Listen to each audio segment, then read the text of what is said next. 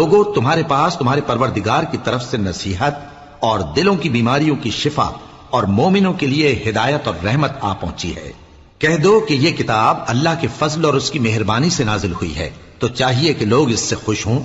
یہ اس سے کہیں بہتر ہے جو وہ جمع کرتے ہیں۔ کہو کہ بھلا دیکھو تو اللہ نے تمہارے لیے جو رزق نازل فرمایا تو تم نے اس میں سے بعض کو حرام ٹھہرایا اور بعض کو حلال۔ ان سے پوچھو کیا اللہ نے تمہیں اس کا حکم دیا ہے یا تم اللہ پر جھوٹ باندھتے ہو؟ اور جو لوگ اللہ پر جھوٹ باندھتے ہیں وہ قیامت کے دن کی نسبت کیا خیال رکھتے ہیں؟ بے شک اللہ لوگوں پر مہربان ہے، لیکن اکثر لوگ شکر نہیں کرتے۔ اور تم جس حال میں ہوتے ہو، یا قرآن میں سے کچھ پڑھتے ہو یا تم لوگ کوئی اور کام کرتے ہو، جب اس میں مصروف ہوتے ہو تو ہم تمہارے پاس ہوتے ہیں، اور تمہارے پروردگار سے کوئی ذرہ بھر بھی چیز پوشیدہ نہیں رہتی، نہ زمین میں اور نہ آسمان میں، اور نہ کوئی چیز ہے اس سے چھوٹی اور نہ بڑی مگر کتاب روشن